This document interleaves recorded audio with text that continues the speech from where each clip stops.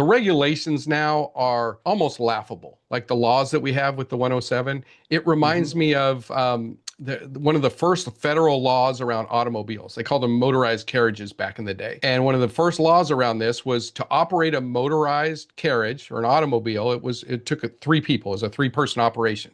You had to have a driver, someone to actually drive the car. You had to have a spotter, someone to look out and make sure that it was safe.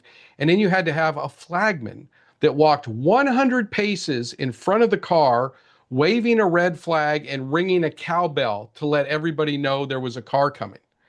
A football, think about how ludicrous that is now. This was a federal law. But if you were going to drive a car, I mean, that brings a whole new meaning to the, shotgun, right? Like to be in the past. Who wants to be a football field in front of the car on the highway with a cowbell? I mean, it's so crazy, but they didn't know. They were trying to figure it out. That's kind of where we are now in the drone space. I mean, like right now, there's not even any kind of practical test for flying. Like the test is just you just take a written test. They don't see if you know how to fly. I mean, it's as crazy as like getting your your commercial truck driver's license, and for hazmat, and you just pass a written test, and then you go out and get in a truck, and you hop in the passenger seat, and you're pushing a glove box. You're like, how do you start this thing?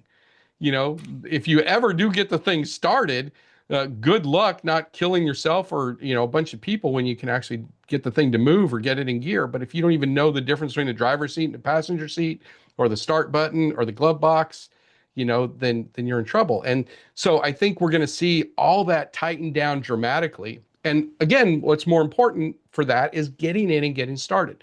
The sooner you do it, you get your infrastructure in. And just like anything, we talk about you suck and then you suck less and you suck less. And just as you get into anything, whether it's you get into pickleball or you get into fishing or you get into scuba diving or anything, in the beginning, it's like overwhelming all the stuff you got to do. And then you get really, all that overwhelm is just like, yeah, it's the basic stuff. It's just so secondary. You don't even think about it. And everyone with drone businesses now, they're gonna be known as the drone experts in their area. And then as things get tougher and regulations get stricter, then they'll just adapt to it and they'll get everything done. But they're gonna be the go-to people. And so people that get started now, they're gonna be the big 800-pound gorillas in the marketplace 5 years down the road because they got in now. Just like McDonald's, I always use that as ask everybody, what's the best burger on the planet? And everybody comes up with all their homemade or, Steak Shack or Gordon Ramsay or, In-N-Out or Five Guys or Whataburger or whatever. And I always tease everyone. I'm like, McDonald's.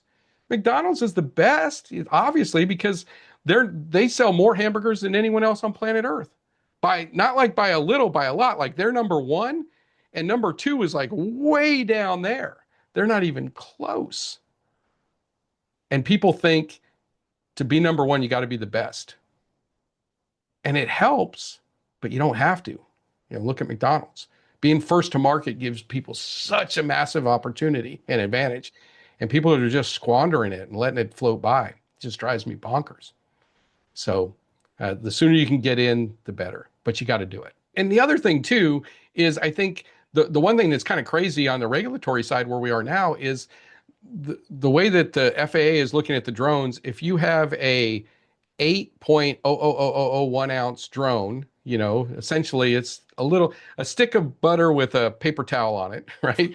Then that thing is considered the same and licensing the same and operation the same as a 50-pound drone, which is just insane. If you compare that to an 8-ounce ball, like a little, I don't know what would be the equivalent of that, but like a lightly filled wiffle ball, but it weighs 8 ounces versus a 50-pound bowling ball. And that the amount of damage that they can cause and the amount of, skill and everything that's required to operate those safely, they're going to be radically different. But right now it's not. We're just all in this same big giant bucket and window. And that's going to not be like that for long. That's going to be broken out. And of course, the bigger the drones, the more damage they can cause, and the more regulation that's going to be around that. Again, another reason to just get in and when everything isn't perfect. The other thing that's amazing now is nothing's been standardized in any of the industries. Like if you look at the automotive industry, like mechanics, ASE certified mechanics, and he's ASE certified mechanics, you get a flat, a certain rate that's kind of standardized. If you're working on Fords or Chevys, or you're working on Toyotas, or you're working on BMWs or Mercedes, or you're working on Ferraris or Rolls Royces, or then they're all basically a pretty much the same standardized hourly rate. But in the drone industry, none of that's been standardized yet. So again, we just have so much opportunity, and the opportunity really lies in because nothing's been standardized and set up yet, but people have to take advantage of that.